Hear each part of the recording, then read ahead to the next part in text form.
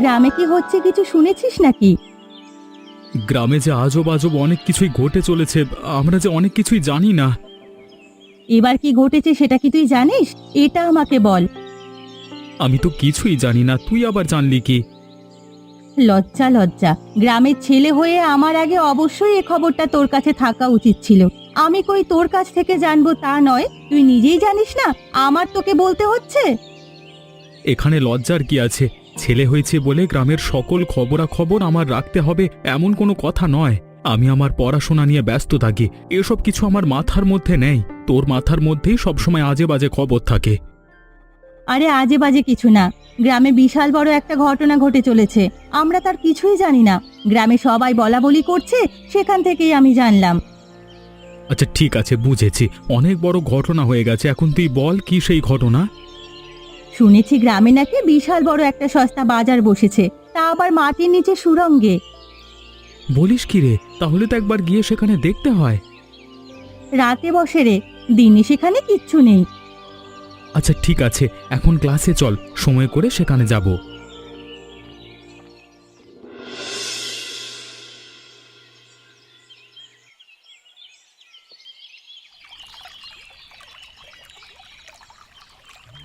কি গো ভোলানাথ দা, এখানে এভাবে বসে আছো কেন?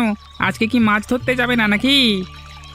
কিভাবে মাছ ধরতে যাব সেটা নিয়েই তো ভাবছি। মাছ ধরতে যে যাব সেটাই তো পাচ্ছি না। মাছ ধরা থেকে তোমাকে আবার কে আটকে রেখেছে? তুমি তো চাইলেই মাছ ধরতে যেতে পারো, কেউ তো তোমাকে আটকে রাখেনি। চাইলেই কি মাছ ধরতে যাওয়া যায় নাকি? মাছ ধরবার জন্য অবশ্যই জালের প্রয়োজন। আমার জালটা কে যেন চুরি করে নিয়ে গেছে, কোনোভাবেই সেটা খুঁজে পাচ্ছি না। এভাবে সব চুরি করতে থাকলে কিভাবে হবে বলো তো? ঠিক কথাই তো বলেছ। গত দুদিন আগে ফসলের জমি থেকে ধান কেটে রেখেছিলাম, ফসলের মাঠে ধানগুলো ঝেড়ে তারপর বাড়িতে নিতে যাচ্ছিলাম। গত রাতে দেখি সেখানকার অনেক ধান উধাও হয়ে গেছে। কারে এমনটা করছে সেটাই তো বুঝতে পারছি না। এমন চলতে থাকলে আমরা যে না খেয়ে মরবো। এরকম ভাবে আর বসে থাকলে হবে না। চলো হরিপ্রসাদ বাবুর বাড়িতে যাই, তাকে সবটা জানাই। তুমি তো আমাদের গ্রামের মোড়ল, অবশ্যই তিনি কিছু না কিছু একটা ব্যবস্থা করবেন। হরিপ্রসাদ বাবুর কাছে যাওয়া ছাড়া তো অন্য কোনো উপায় দেখছি না। গ্রামে নিত্যদিন এমন চলতে থাকলে আমাদের অনেক সমস্যা হয়ে যাচ্ছে। চলো চলো, এখনই হরিপ্রসাদ বাবুর বাড়িতে চলো, তাকে সবটা বুঝিয়ে বললে তিনি কিছু না কিছু করবেন।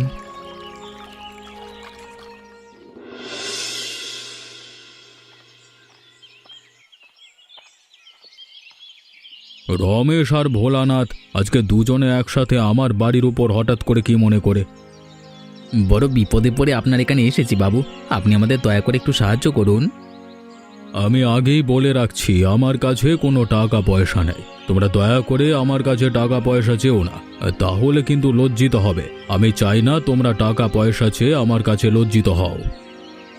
আরে না না বাবু, এমন কোনো সাহায্য আমরা চাইছি না। টাকা পয়সা আমাদের কাছে আছে, ওপরওয়ালা যা দিয়েছে তা দিয়ে আমরা ভালোভাবেই চলতে পারছি। আমরা অন্য একটা ব্যাপার নিয়ে আপনার হস্তক্ষেপ চাচ্ছি এবং আপনার কাছে সাহায্য কামনা করছি। আচ্ছা ঠিক আছে, সমস্যা নেই। টাকা পয়সা যেহেতু চাইছো না, সেহেতু যে কোনো ধরনের সাহায্য আমি তোমাদের করতে পারবো। টাকা পয়সা ছাড়া কি ধরনের সাহায্য চাচ্ছ সেটা বলো। অনেকদিন ধরেই দেখছি গ্রামে কিছু না কিছু চুরি হচ্ছে, কারা এসব করছে কিছুই তো বুঝতে পারছি না। গতকালকে আমার জালটা কে যেন চুরি করে নিয়ে চলে গেছে। হ্যাঁ, আমার মাঠ থেকে ধান চুরি করে নিয়ে গেছে। আমরা সাধারণ কৃষক জেলে, কেউ যদি আমাদের এরকমভাবে ক্ষতি করতে থাকে আমরা কিভাবে কি করব বলুন তো হরিপ্রসাদ বাবু। আপনি যে করি হোক যে কোনো একটা ব্যবস্থা করুন, এভাবে চলতে থাকলে আমরা যে নিঃস্ব হয়ে যাব। কি বলছো কি তোমরা? আমার গ্রামে চুরি? কার এত বড় সাহস? তাকে আমি অবশ্যই দেখে নেব। তোমরা দুজনে বাড়িতে যাও, আমি যথাযোগ্য ব্যবস্থা গ্রহণ করব। তোমাদের কোনো সমস্যা হবে না, যাও। আচ্ছা ঠিক আছে বাবু, তাহলে আমরা গেলাম।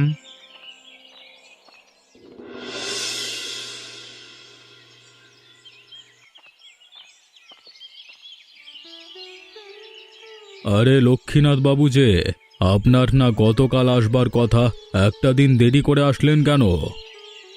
গ্রামে যেমন আমার কাজ থাকে, শহরেও অনেক কাজ থাকে। গ্রামের জিনিসপত্রগুলো নিয়ে আমার শহরে বিক্রি করতে হয়, তাই তো আর আসা হয় না। সেখানের কাজ সব কিছু শেষ করে তারপর আমাকে আসতে হয়। সেটা আপনি আমাকে আগে জানালেই তো হতো, তাহলে আপনার জন্য একটা গাড়ি পাঠিয়ে দিতাম। নিশ্চয়ই আসতে আপনার কষ্ট হয়েছে, তাই না? আরে না না, গাড়ির দরকার নেই, এমনিতেই আমি চলে আসতে পেরেছি। আপনাদের এখানকার যে রাস্তাঘাট তাতে তো ঠিকঠাক মতো চলাই যায় না। গাড়িতে চলে আমার মনে হয় আরও দুর্ঘটনায় পড়তে হবে এখানে, এজন্য আমি নিজেই গাড়ি নিয়ে আসি না আর কি। এটা অবশ্যই আপনি ঠিক বলেছেন এবং বুদ্ধিমানের মতোই একটা কাজ করেছেন। গাড়ি কিনে আমি নিজেই ঝামেলার মধ্যে আছি, তবে আপনি এসেছেন ভালোই হয়েছে। একা একা সকল কাজ সামলানো যায় না, আপনি থাকলে আমার অনেকটাই সুবিধা হয়। দুজনে মিলে কাজ করলে স্বাভাবিকভাবেই সহজ হয়ে যাবে, সেটা তো জানা কথা। একা কাজ করতে এমনিতেই ঝামেলা হয়। আমার টাকাটা ঠিক মতো এনেছেন তো? আরে সমস্যা নেই, সম্পূর্ণ টাকা এনেছি, দুজনে ভাগ করে নেব, আপনি চিন্তা করবেন না। তাহলে তো ভালোই হলো। বসুন, আপনার জন্য চা আনতে বলছি।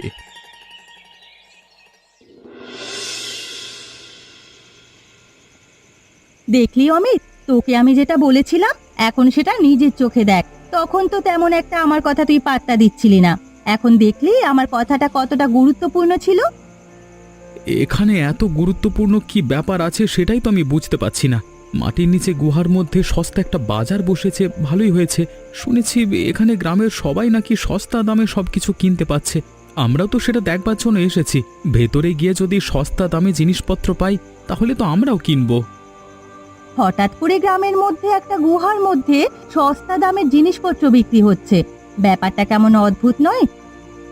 তোর কাছে অদ্ভুত মনে হলেও আমার কাছে তেমন একটা অদ্ভুত নয়। হয়তোবা কারোর ভালো উদ্যোগে এই কাজ হচ্ছে, আর এতে তো গ্রামবাসী সবার ভালো হচ্ছে, সবাই অল্প দামে কিনতে পাচ্ছে। তোর এত সমস্যা কোথায় বলতো? আরে তাতে আমার সমস্যা নেই, গ্রামের মানুষজন যদি ভালো থাকে তাতে তো আমিও খুশি। তবে আমার সমস্যাটা হচ্ছে অন্য জায়গায়। অন্য কোনো জায়গায় তোর সমস্যা হলে বল তো আমাকে শুনি। শুনেছি এখানে যারা বিক্রি করে সস্তা দামে মাটির নিচে, তারা নাকি সবাই মুখে কাপড় বেঁধে তারপর এখানে দোকানদারি করে। তারা যদি ভালো কাজই করে তাহলে এভাবে করবে কেন? এটা তো আমি জানতাম না। যাই হোক, এখানে যেহেতু এসে পড়েছি, চল নিচে গিয়ে সবটা দেখি। আচ্ছা ঠিক আছে, চল চল।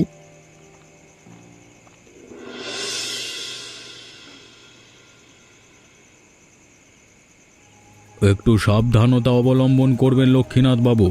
আমি কিন্তু একটু আগে এখানে অমিত এবং সোনালীকে দেখতে পেয়েছি। ওরা কিন্তু গ্রামবাসীর মতো বোকা নয়, শিক্ষিত ছেলে মেয়ে, কলেজে পড়ে। ওদের সাথে আমরা প্রতারণা করে পারবো না। যেভাবেই হোক ওদের হাত থেকে আমাদের বেঁচে থাকতে হবে। আপনি হয়তো ভুলে গেছেন আমি শহরের মানুষ, আপনার জন্যই গ্রামে এসে এই ব্যবসাটা করছি। ব্যবসা করে কিভাবে কি সামলাতে হয়, কিভাবে কি করতে হয় সেটা আমি ভালোভাবেই জানি। গ্রামে দুজন শিক্ষিত ছেলে মেয়ে থাকতে পারে, শহরে হাজার হাজার সবাই শিক্ষিত ছেলে মেয়ে। তাহলে তাদের মাঝে কিন্তু আপনার ব্যবসা বাণিজ্য করিবে কখনো কোনো সমস্যা হয় না। শহরের শিক্ষিত ছেলে মেয়ে আর গ্রামের শিক্ষিত ছেলে মেয়ে দুটোই আলাদা ব্যাপার। গ্রামের ছেলেমেয়েরা শিক্ষিত না হলেও খুবই চালাক থাকে, তার উপর যদি শিক্ষিত হয় তাহলে তার বোঝা বড় দায়। আচ্ছা ঠিক আছে, সমস্যা নেই, আপনি যেহেতু বলছেন আমি সাবধানতার সাথে সব কিছু করবার চেষ্টা করছি। মুখটা আর একটু ভালোভাবে ঢেকে ফেলুন, সামনে ওদের দুজনকে দেখা যাচ্ছে যে মনে হচ্ছে আমাদের দোকানের দিকে আসছে। ওরা কিছু জিজ্ঞেস করলে আমি কোনো কথা বলবো না। আমি কথা বললে হয়তো কণ্ঠস্বর চিনে ফেলবে। আপনি ওদের সামলে নিতে পারবেন তো? ঠিক আছে, কোনো সমস্যা নেই, আমি ওদের সামলে নেব, আপনার কথা বলবার দরকার হবে না। আচ্ছা ঠিক আছে, মুখটা আরও একটু ভালোভাবে ঢেকে নিন।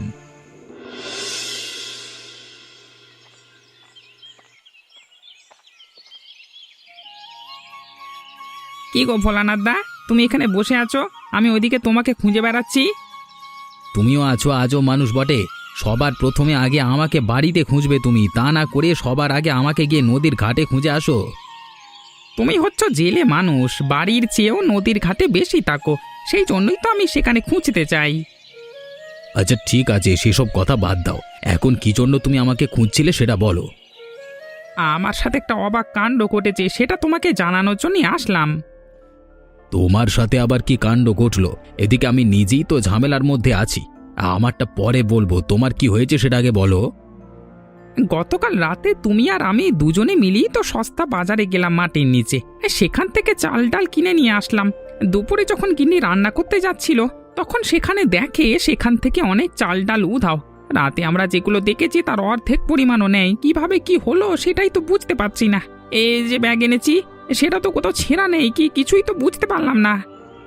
কি বলছো তুমি এসব? আমারও তো একই সমস্যা। গিন্নি সেই জন্য আমাকে আরো কিছুক্ষণ আগে চেঁচামেচি করেছে। এই জন্যই দেখছো না এখানে ঝিম মেরে বসে আছি। কি হলো সেটাই তো বুঝতে পারছি না। হাতে পয়সা থাকে না, তার উপর যদি বাজারে ঠিকঠাক মতো না পাই তখন কেমন লাগে বলো তো? আমারও তো ওদেরকে সন্দেহ হচ্ছে। চলো আবারও হরিপ্রসাদ বাবুর কাছে যাই। চুরি তো বন্ধ হয়েছে দেখি, এখন এটা করেন তিনি কি করেন। হ্যাঁ হ্যাঁ, এটা ভালো বলেছো। চলো চলো চলো।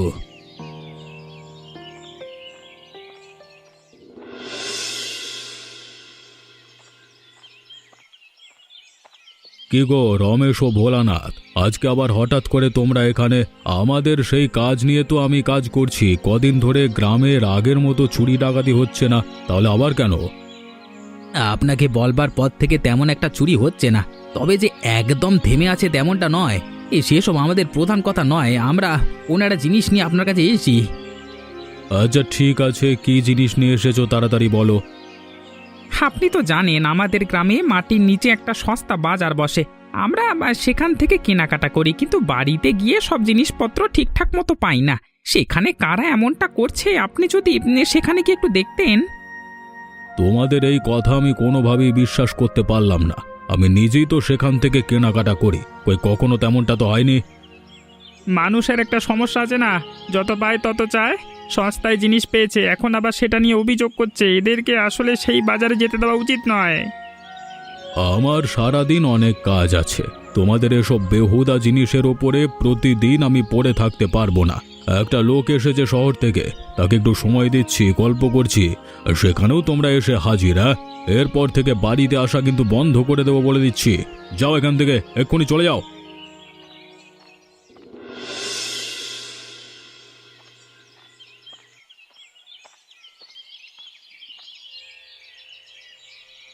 এই যে অমিত আর সোনালি, তোদের দুজনের জন্যই তো আমরা এখানে দাঁড়িয়ে আছি সেই কখন থেকে। আমাদের জন্য তোমরা দাঁড়িয়ে আছো কেন? কিছু হয়েছে নাকি? কোনো সাহায্য লাগবে? আমরা বিশাল বড় একটা ঝামেলার মধ্যে পড়েছি, নিজেরা কিছুই বুঝতে পারছি না। তোরা তো শিক্ষিত ছেলে মেয়ে আছিস আমাদের গ্রামের, তোরা যেভাবেই পারিস আমাদের একটু সাহায্য কর। কি হয়েছে সেটা যদি না বলো আমরা কিভাবে তোমাদের সাহায্য করব বলো তো? কি হয়েছে সেটা আগে আমাদের খুলে বলো, তারপর আমরা তোমাদের সাহায্য করতে পারবো কিনা সেটা বলছি। তোরা তো ভালোভাবেই জানিস গ্রামে মাটির নিচে একটা সস্তা হাট বসেছে। আমরা সেখান থেকে কেনাকাটা করি।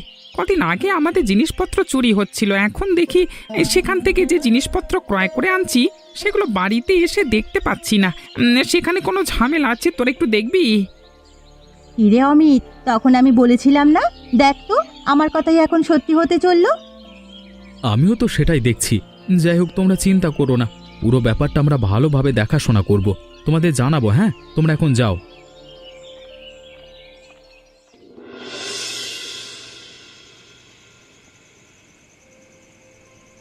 সবাই তো এখন চলে গিয়েছে, আমি কিন্তু মুখের কাপড় সরিয়ে ফেলেছি। আবার কোনো সমস্যা হবে না তো? আরে না না, সবাই চলে গেছে, এখন কোনো সমস্যা হবে না। আমি নিজেই তো আমার মুখের কাপড় সরিয়ে ফেলেছি। আপনি এখন নিশ্চিন্তে থাকতে পারেন। আর বাইরে আমাদের লোক আছে, কেউ যদি আসতে চায় সবাইকে বলে দেবে বেচাকেনা বন্ধ হয়ে গিয়েছে। আজকে বেচা কেনা ভালোই হয়েছে, গ্রামের চুরি জিনিসপত্র সব কিছু গোছানো আছে। আগামীকাল একবার আমরা এখানে বেচা কেনা করে রাতে সকল জিনিসপত্র এখান থেকে সরিয়ে নেব আবার শহরে। হ্যাঁ, আজকে রাতেই সরিয়ে নিলে ভালো হতো না? না হলে আর কোনো ঝামেলার মধ্যে থাকতে হতো না। আজকে এখান থেকে সরিয়ে কোথায় নেব? শহরে নিতে হলে ভালোই খরচা আছে। অল্প জিনিস নিলে যে খরচা, বেশি জিনিস নিলেও একই খরচা। শুধু শুধু অল্প জিনিস নিয়ে কেন খরচা বেশি করব? কালকে একটা দিন আমরা এখানে বেচা কেনা করব, চুরি জিনিসপত্রগুলো হাতিয়ে নেব। রাতে সব কিছু নিয়ে আমি শহরে চলে যাব, আপনি কোনো চিন্তা করবেন না। সেই ব্যবসা করে তেমন একটা লাভ হচ্ছে না। এর সাথে যদি মাদক ব্যবসাটা করা যেত তাহলে মনে হয় ভালোই লাভ হতো। আপনি বললে অবশ্যই আমি মাদকের ব্যবসা করতে পারি। মাদকের এই এক চালানে অনেক লাভ, কিন্তু এর আগেও তো আপনাকে বলেছিলাম। আচ্ছা ঠিক আছে, আপনি শহরে গেলে কথা বলে আসবেন লোকেদের সাথে। এরপর থেকে আমরা মাদক চোরাচালান করব। তবে হ্যাঁ, সাবধানে। ওদিন কিন্তু অমিত এবং সোনালীকে দেখতে পেয়েছি। ওদের দেখলে দূরে থাকবেন। ছেলেমেয়ে দুটো মানুষ ভালো নয়। আচ্ছা ঠিক আছে ঠিক আছে।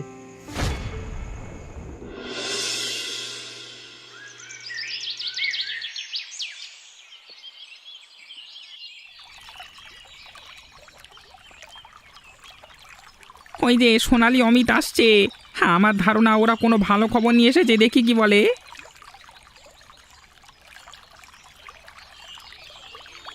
কি গো অমিতা, সোনালি, আমাদের জন্য তোমাদের কাছে কোনো খবর আছে নাকি? থাকলে একটু বলো, আমরা তো খুবই দুশ্চিন্তার মধ্যে আছি। আপনাদের জন্য একটা খবর আছে, যেটা শুনে আপনারা অবাক হবেন এবং হাসিও ফুটবে। ভাবি এটা আপনারা কখনো কল্পনাও করতে পারেননি। এমন খবর পেয়েছো যেটা শুনলে আমরা অবাক হব, কল্পনাও করতে পারিনি। তাড়াতাড়ি বলো শুনি। আপনাদের মোড়ল বাবু, আমাদের গ্রামের মোড়ল হরিপ্রসাদ বাবু এবং তার সাথে একটি লোক আছে লক্ষ্মীনাথ বাবু, যিনি কিনা শহরে ব্যবসা করেন। তারা দুজনে মিলিয়ে এই কাজ কারবার চালায়। একই সাথে লোক ঠকানোর জিনিস সেখানে জড়ো করা হয়। সেইগুলো তারা একসাথে শহরে বিক্রি করে ভালো টাকা আয় রোজগার করে আমাদের ঠকিয়ে আর কি। হ্যাঁ, মানে এসব কি বলছিস? কিছুই তো বুঝতে পারছি না, বিশ্বাসও করতে কষ্ট হচ্ছে। অমিত যেটা বলছে একদম সত্যি কথা বলছে। আমিও সেখানে ছিলাম, সবটাই শুনতে পেয়েছি। শুধু তাই নয়, আপনাদের হরিপ্রসাদ বাবু এখন থেকে মাদকের ব্যবসাও করতে যাচ্ছে। এটা নিয়ে কথা হচ্ছিল, আমরা সেটা শুনে এসেছি। তাহলে তো আর এভাবে চুপ করে থাকা যায় না, অবশ্যই কিছু না কিছু একটা করতে হবে। এখনই গিয়ে ধরি? না না, এখন যাওয়াটা ঠিক হবে না। রাতে গিয়ে হাতে নাতে ধরবো। আপনাদের আমরা ডেকে নিয়ে যাব। এখন আমরা যাই।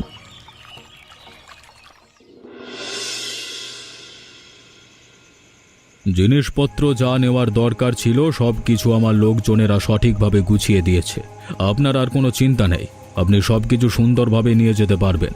ওপরে গাড়ি রাখা আছে, এখান থেকে গাড়ি নিয়েই চলে যাবেন। এখান থেকে গাড়িতে করে যেতে পারবো তো? যে গাড়ির ব্যবস্থা করেছি তাতে যেতে পারবেন, কোনো সমস্যা নেই। ঠিক আছে ঠিক আছে, তাহলে চলুন।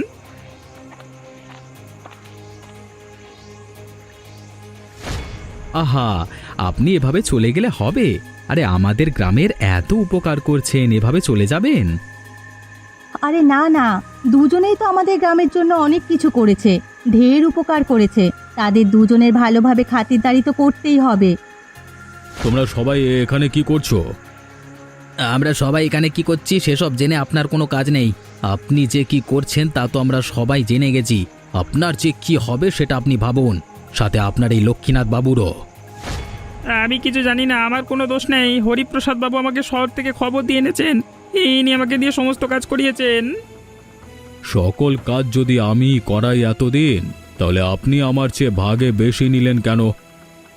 আপনাদের এসব ঝগড়া রাখুন, এসব আমাদের দেখবার সময় নেই। ধরো এদেরকে, মেরে একদম পুলিশের কাছে দিয়ে আসো, মাদকের মামলাও দেবো এদের। আমার ভুল হয়ে গেছে, আমাকে তোমরা মেরো না, ছেড়ে দাও, দয়া করে ছেড়ে দাও। আমাকে মেরো না, পুলিশের হাতে দিও না, আমাকে ছেড়ে দাও, ভুল করেছি।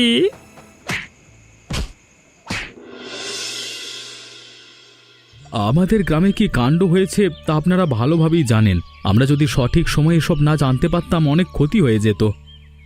যেহেতু একটা বাজার ঘিরে এত সব কাহিনী, গ্রামের মানুষ সস্তায় জিনিসপত্র কেনার জন্যই এত কিছু ঘটেছে। তাই আমরা চাচ্ছি গ্রামে একটা সস্তা বাজার খুলতে, যেখানে সবাই অল্প পরিমাণে লাভ করবেন নিজেদের বিবেক মতো। না হলে কিন্তু আবারও সবকিছু খারাপ লোকেরা দখল করবে। তোমরা যেটা বলছো সেটা আমরা একদম পালন করব। আমরা নিজেরাও চাচ্ছিলাম গ্রামে একটা সস্তা বাজার হোক। তবে আমরা কিন্তু মাটির নিচে সস্তা বাজার চাই না।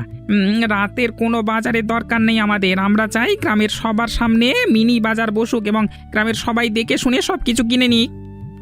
এটাই তো আমরা শুনতে চেয়েছি। গ্রামের সবাই যদি আমরা কাঁধে কাঁধ মিলিয়ে একসাথে শান্তিতে বসবাস করতে পারি, তাহলে আমাদের আর কোনো সমস্যা নেই। কেউ চাইলেও আমাদের ধোঁকা দিতে পারবে না। একবার আমরা সবাই মিলে বোকামি করেছি, কোনোভাবেই আমরা সেই বোকামি দ্বিতীয়বার করতে চাই না। তোমরা যেটা ভালো মনে করো আমরা সেটাই করব। তোমরাই আমাদের গ্রামের গর্ব। ভোলানাথ দা যেটা বলেছে একদম ঠিক কথাই বলেছে। হ্যাঁ, তোমরা যদি না থাকতে কোনোভাবেই আমরা এই ফাঁদ থেকে রেহাই পেতাম না। তাহলে তো হয়েই গেল। এখন থেকে সপ্তাহে 2 দিন আমাদের এই বাজারে বিকেলে এবং সকালে দুবেলায় বাজার বসবে। তবে সেটা কোনো মাটির নিচে সস্তা বাজার নয়, মাটির ওপরে। এমন মজার মজার গল্প দেখতে চাইলে আমাদের চ্যানেলকে সাবস্ক্রাইব করতে ভুলবেন না।